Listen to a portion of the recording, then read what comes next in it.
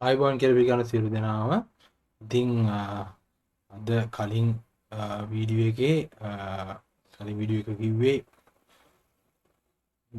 Student කෙනෙක්ගේ mark එකක් දුන්නාම ඒ මාක් එකට අනුව එයා ලබාගත්ත ග්‍රේඩ් එක මොකක්ද කියලා කියන ප්‍රෝග්‍රෑම් එකේ දෙවෙනි වටේ දෙවෙනි දිගහැරුම තමයි මේක. ඒ ප්‍රෝග්‍රෑම් එක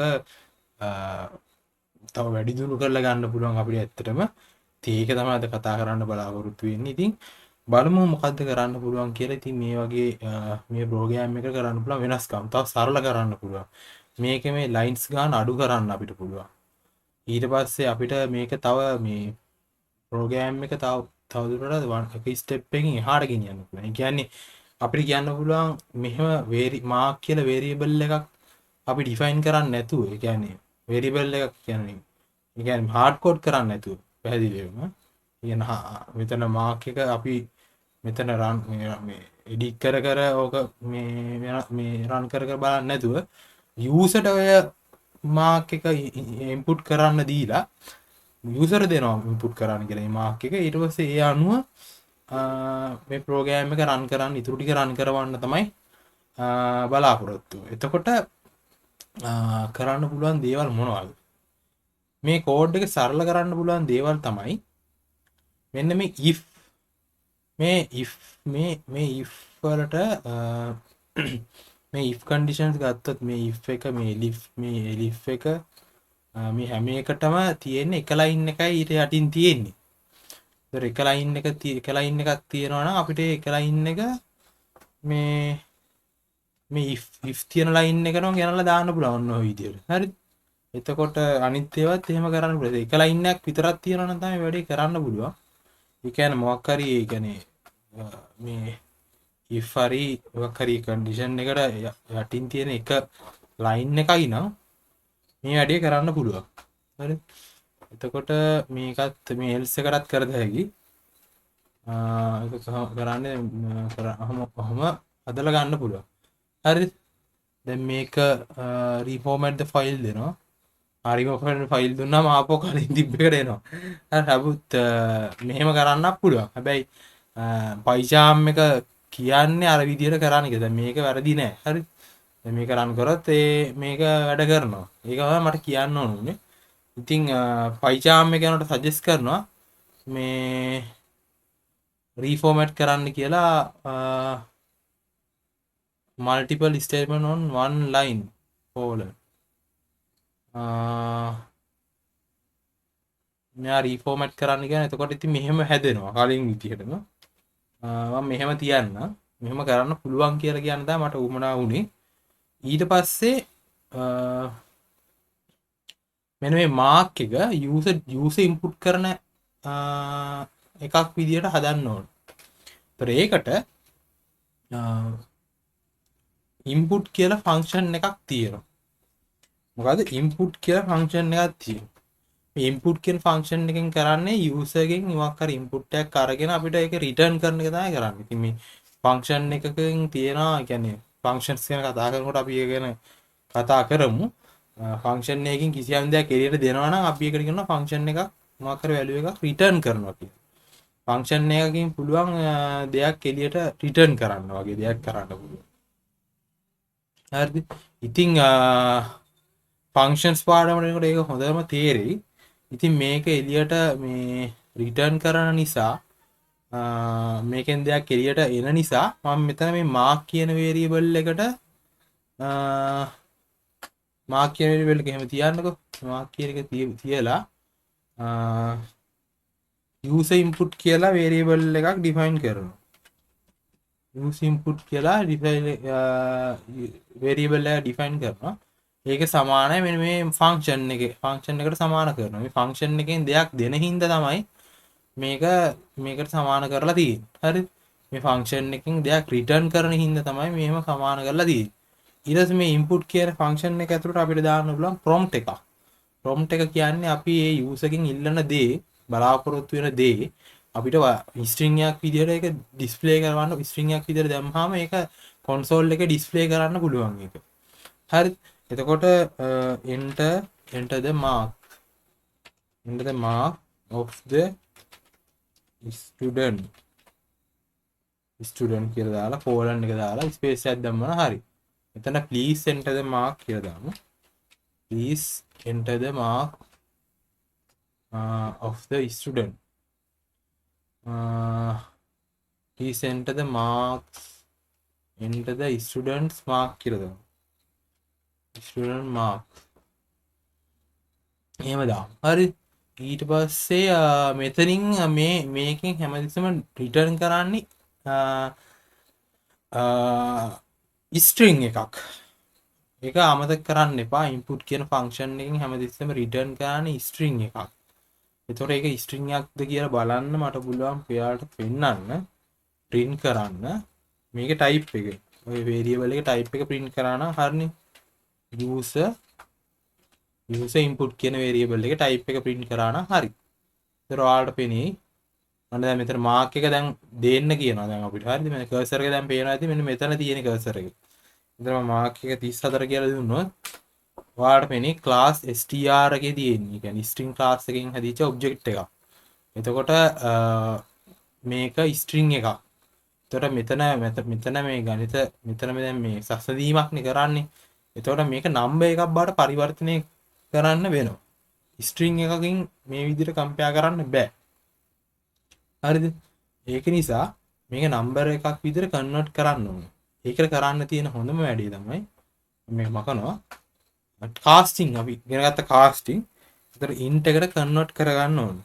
int user input.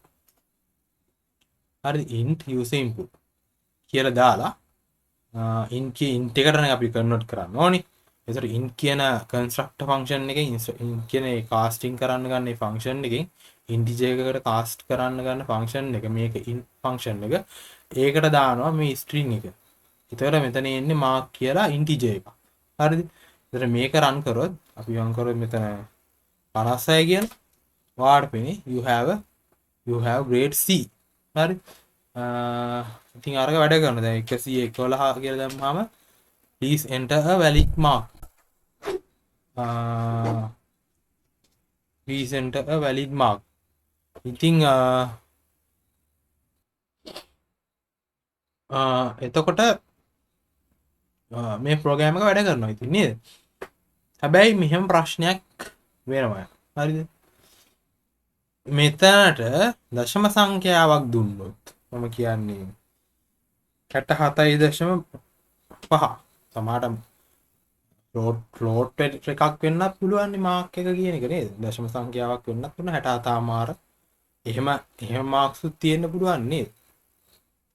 එතකොට මෙතනදී ප්‍රෝග්‍රෑම් එක ක්‍රෑෂ් වෙවි. බලමු. පේනවද? invalid literal for int with base 10 මෙන්න මෙහෙම එනවා. දැන් මේ integer එකකට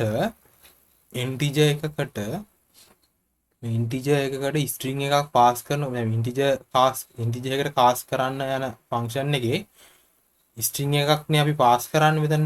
හැබැයි string එක ඇතුලේ දශම සංඛ්‍යා තියෙන්න බෑ. හරි? ඒකට අපිට මෙතන කරන්න තියෙන එකම විසඳුම තමයි මම දන්න තව විසඳුම් තියනවාද කියලා. float මම නම් කරන්නේ මේක float එකකට දානවා. float එකකට cast කරගන්නවා. හරිද? මෙහෙම කරාම පස්සේ අරග හරියනවා. දැන් 68.9 කියලා ගත්තොත් මෙතන 68.9 කියලා ගත්තොත් you have D grade. හරි? ඉතින් අර error එක එතන වෙන්නේ ඒ integer එකකට convert කරන්නනේ යන්නේ. එතකොට අර තියෙන string එක පාස් වෙලා තියෙන string එක දශම සංඛ්‍යා වලින් තිබ්බොත් ඒ string එක ඇතුලේ දශම සංඛ්‍යා තිබුණොත් එහෙම යාට ඒක convert කරගන්න බෑ. ඒකයි එතන වෙන්නේ. හරි? ඒ කියන්නේ මෙන්න මෙතන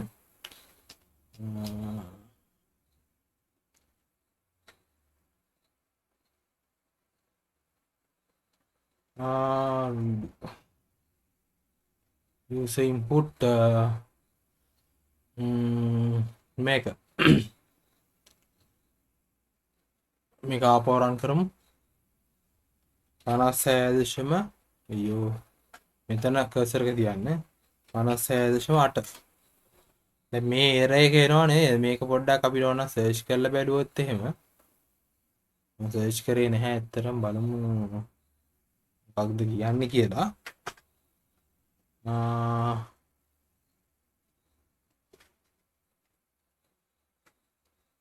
Stack Overflow එකේ බලමු. ඔව් මේ කියලා තියෙන්නේ මේ float එකට දාන්න නේද? You try to pass an empty string as an integer. Empty string as an integer. For the above float example, it needs converted twice.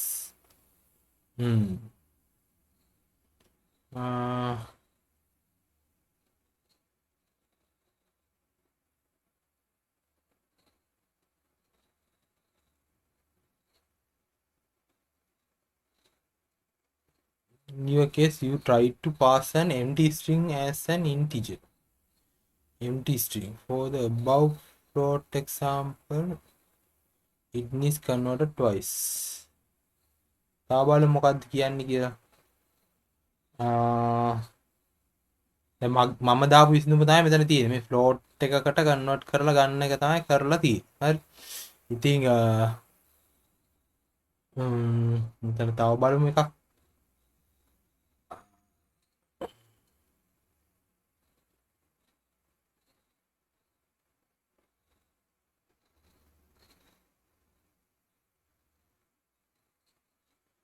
But you get a value error if you pass a string representation of a float into int or string representation of anything but integer.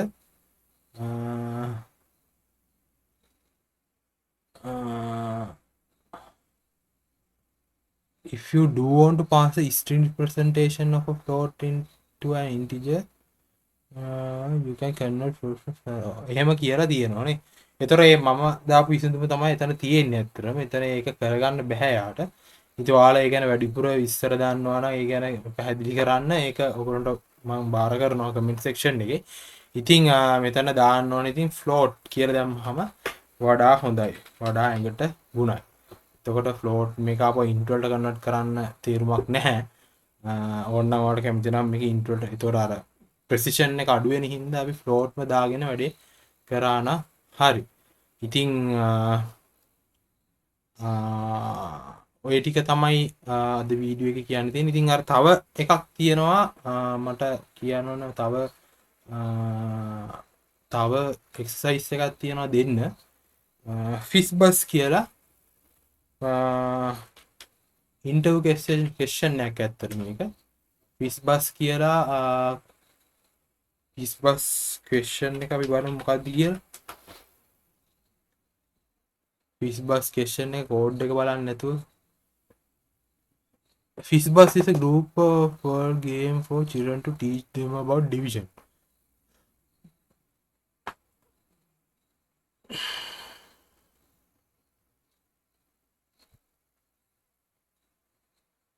Any number divisible by 3 with the word fizz, and any number divisible by 5 with the word buzz. අපි ඒකේ problem statement එකට යමුකෝ. Problem එකටම යමුකෝ.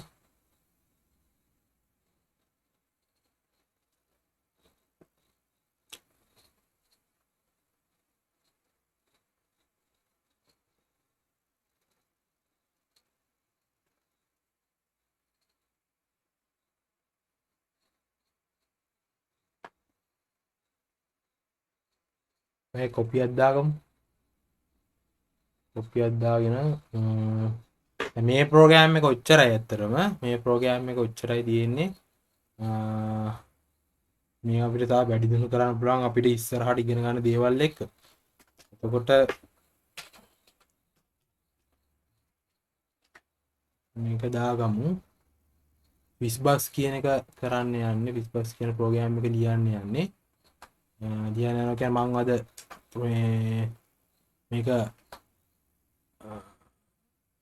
මේක ඔයාලට දීලා මේක අද අවසන් කරන වීඩියෝ එක මේක මම කෝඩ් කරන්න යන්නේ නැහැ.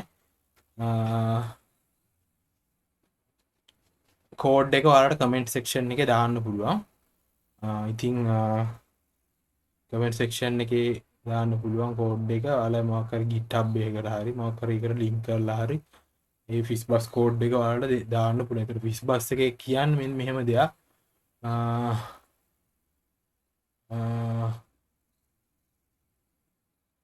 මෙහෙම එකක් තමයි මේක තියෙන්නේ. ඒ කියන්නේ FizzBuzz එකේ මොකක් හරි නම්බර් එකක්. මේ I කියන නම්බර් එකක්. if I is the given number, I කියන්නේ දෙන නම්බර් එක. ඒ නම්බර් එක 3නුයි 5නුයි 2නුයි 3නුයි සහ 5නුයි දෙකෙන්ම බෙදෙනවා නම් FizzBuzz කියලා අවුට්පුට් කරන්න ඕනේ. හරිද? එතකොට ඒ දෙන නම්බර් එක 3න් විතරක් නම් බෙදෙන්නේ ෆිස් කියලා අවුට්පුට් කරන්න ඕනේ. 5න් විතරක් නම් බෙදෙන්නේ බස් කියලා අවුට්පුට් කරන්න ඕනේ. ඊට පස්සේ ඔය මේ එක කන්ඩිෂන් එකක්වත් වැඩ කරන්නේ නැත්තම් හරිද? මේ එක කන්ඩිෂන් එකක්වත් වැඩ කරන්නේ නැත්තම් ඒ අංකෙම ආපහු නිකුත් කරන්න ඕනේ. print වෙන්න ඕනේ. ඒ අංකෙම ආපහු print වෙන්න ඕනේ. හරිද? ඉතින් ඕක තමයි FizzBuzz ප්‍රෝග්‍රෑම් එක. එතකොට ඔයාලා මේක කෝඩ් කරලා බලන්න. හරි? එතකොට මේ මොකක් හරි නම්බර් එකක් දුන්නාම ඒ නම්බර් එක 3නුයි සහ 5නුයි දෙකෙම බෙදනවා FizzBuzz කියලා අපිට print කරලා පෙන්නන්න ඕනේ. ඒ නම්බරේ 3න් විතරක් බෙදෙනවා නම් ඒක ෆිස් කියලා print කරලා පෙන්නන්න ඕනේ. 5න් විතරක් බෙදෙනවා නම් බස් කියලා විතරක් print කරන්න ඕනේ. එහෙමත් නැත්තම් ඔය මොකකින්වත් මේ බෙදෙන්නේ නැත්තම් 3න් සහ 5න් මේ දෙකෙන්වත් බෙදෙන්නේ නැත්තම් අපි මේ නම්බර් එකම ආපහු print කරන්න ඕනේ console එකට. මේක තමයි challenge එක. ඉතින් ඔයාලා challenge එක බාරගෙන බලන්න. එතකොට මේක ඇත්තරම මේ අර අපි අර ප්‍රෝග්‍රෑම් එකට ගියොත් එහෙම මේ ප්‍රශ්නෙට ගියොත් එහෙම මෙතන ඇත්තරම මෙහෙම දෙයක් තියෙනවා. දැන් මෙතන මේ FizzBuzz එකේ මම හිතන්නේ අර මොකක් හරි නම්බර් එකක් දුන්නාම ඒ නම්බර් එක දක්වා තියෙන හැම නම්බර් එකකටම ෆිස් එකක්ද බස් එකක්ද ෆිස් එකක්ද බස් එකක්ද කියලා පෙන්නන්න ඕනේ. හරි? එතකොට ඒක අපි කරන්න පුළුවන් ඒ කියන්නේ දැන් හිතන්නකො 10 කියලා දුන්නොත් එකේ සිට 10 දක්වා තියෙන හැම අංකයකටම බලන්න ඕනේ ඒක ෆිස් එකක්ද බස් එකක්ද ඒ මොකුත්ම ෆිස් බස්ද ඒ දෙකම නෙවෙයිද කියලා ඒ මේ කන්ඩිෂන් එක බලන්න ඕනේ. හැම අංකයකටම බලන්න ඕනේ. දැන් 10 කිව්වොත් ඒ 10 දක්වා තියෙන හැම එකේ සිට 10 දක්වා තියෙන හැම අංකයකටම ඒක බලන්න ඕනේ. හරි? බලලා ඒක මේක පල්ලෙහාට print කරන්න ඕනේ ඒක. ෆිස්ද බස්ද ඒක එකේ සිට 10 දක්වා print කරන එක අපිට ඒක කරන්න තාම අපේ knowledge එක නැහැ. ඔයාලා එක නම්බර් එකකට ඒක කරලා පෙන්නන්න. ඉතින් එක නම්බර් එකකට ෆිස්ද බස්ද FizzBuzzද එහෙම නැත්නම් ඒක නම්බර් එකමද කියලා print කරලා පෙන්නන්න. හරි? එතකොට මේක තමයි challenge එක. අපි ඒක extend කරගමු. පස්සේ ඉස්සරහට loop කරනවා. ඒ loop ගැන කතා කරාට පස්සේ අපිට පුළුවන් අර එකේ සිට දුන්න අංකයක් දක්වා තියෙන සියලුම numbers වලට ඔය ෆිස්ද බස්ද කතන්දරේ බලන එක කරලා පෙන්නන්න පුළුවන්. ඉතින් අද වීඩියෝ එක එච්චරයි. එහෙනම් වීඩියෝ එක හොඳ නම් ලයික් කරන්න, කමෙන්ට් ප්‍රශ්න තියෙනවා නම් කමෙන්ට් කරන්න, යාළුවෝට දැනගන්න ෂෙයා කරන්න. මගේ කන්ටෙන්ට් හොඳ නම් සබ්ස්ක්‍රයිබ් කරලා බෙල් අයිකන් එකත් ක්ලික් කරන්න. එතකොට මම දාන වීඩියෝස් මග නොහැලින් බලන්න පුළුවන් වේවි. එහෙනම් අදට සමුගන්න. එහෙනම් අයිබෝන්.